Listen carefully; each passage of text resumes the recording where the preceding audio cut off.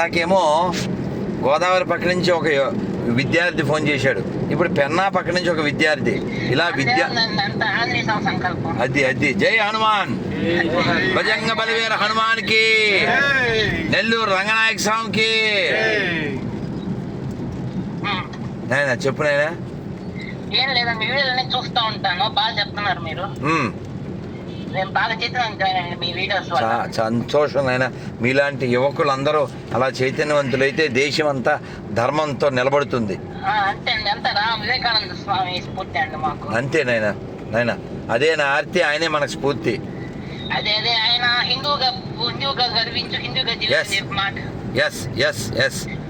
ఆ రచన చదువుతానండి నేను రోజు. నాయనా నాయనా ఆ రచన చదువుతాను, బుక్స్ కూడా తెచ్చుకుని చదువుకుంటాను. నిన్న కూడా మేము బుక్ కొనుక్కున్నాం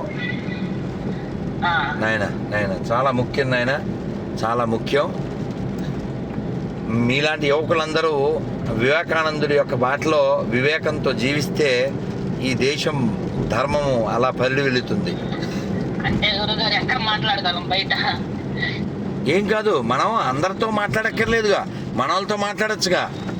అవునండి. ఇప్పుడు నాలాగా గొర్రెలతో మాట్లాడే అంత లేకపోయినా గోవులతో మాట్లాడచ్చుగా. నేను ఏంటంటే జస్ట్ మిస్డ్ కాల్ చేసి మెంబర్ సేవ్ చేసుకున్నాను, కానీ మీరే చేశారు ఫోన్. పడింది ఎవరా అని చూశాను.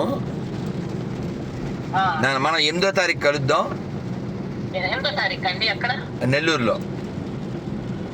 సరే అండి, కుదిరితే వస్తాం, లేకపోతే 8వ తారీఖు ఆదివారమేగా. అవునండి, అవునవును. మరి ఇంకేం కుదిరేది ఏముంది? మంచి కార్యక్రమం వినాయక చవితి. మీ ఊరికి నేను వస్తే నువ్వు రాకపోతే, కుదిరితే అంటే ఆ తర్వాత రోగం ముదిరితే అప్పుడు ఏం పీకుతావు కదా? అవునా కదా? కుదిరితే వస్తా అనకూడదు, కుదుర్చుకుని వస్తాను అనాలే నైనా.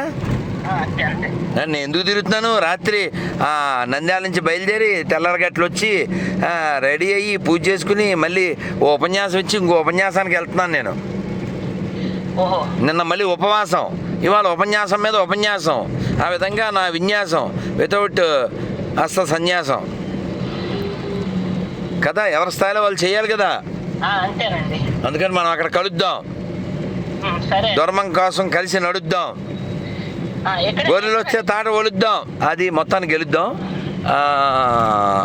అది ఎక్కడో కళ్యాణ మండపం అన్నారు, వాళ్ళ నెంబర్ నీకు పెడతాను.